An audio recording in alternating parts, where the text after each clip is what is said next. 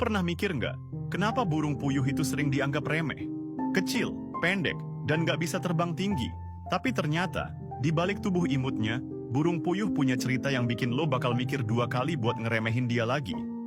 Oke, pertama-tama, tahu nggak sih kalau burung puyuh itu sebenarnya punya nama ilmiah keren banget?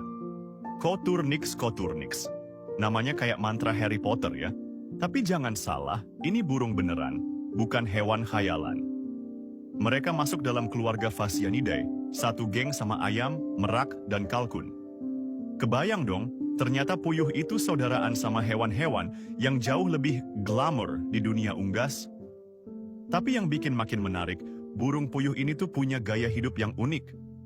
Mereka suka tinggal di semak-semak rendah, nyari tempat yang agak tertutup biar aman dari predator. Ibaratnya, mereka anak rumahan yang nggak doyan keramaian. Tapi justru karena itu, mereka jago bersembunyi dan susah banget ditangkap. Jadi kalau lo kira puyuh itu gampang ditangkap, coba sendiri deh. Capek juga ngejarnya.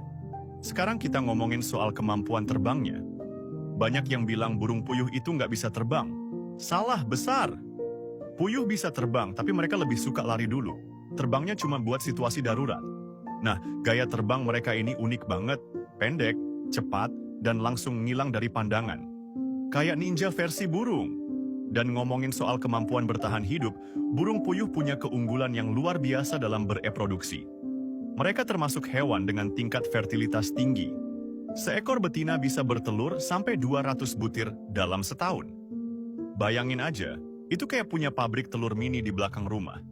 Nggak heran burung puyuh jadi primadona buat peternak kecil maupun besar. Tapi, lo pernah denger nggak kalau burung puyuh itu sebenarnya udah dikenal sejak zaman Mesir kuno? Bahkan di Jepang dan Cina, burung ini udah dipelihara ribuan tahun buat diambil telurnya yang kaya gizi. Nah, telur puyuh itu bukan cuma enak, tapi juga punya kandungan protein dan nutrisi yang tinggi. Makanya cocok banget buat menu sehat harian. Tapi sayangnya, meskipun banyak dibudidayakan, populasi burung puyuh liar di beberapa tempat mulai menurun. Alasannya? Ya, apalagi kalau bukan perusakan habitat dan perburuan liar. Padahal, burung puyuh punya peran penting juga di ekosistem. Mereka bantu sebarin biji tumbuhan dan jadi makanan alami bagi predator lain. Alam itu kan butuh keseimbangan. Ngomong-ngomong, lo tahu nggak kalau ada lomba adu suara burung puyuh di beberapa daerah di Indonesia? Iya, beneran. Jadi bukan cuma murai atau kenari aja yang punya fans fanatik. Suara puyuh jantan yang khas dan tajam itu punya nilai tersendiri buat para penggemarnya. Gila ya, si kecil ini ternyata punya dunia sendiri yang seru banget.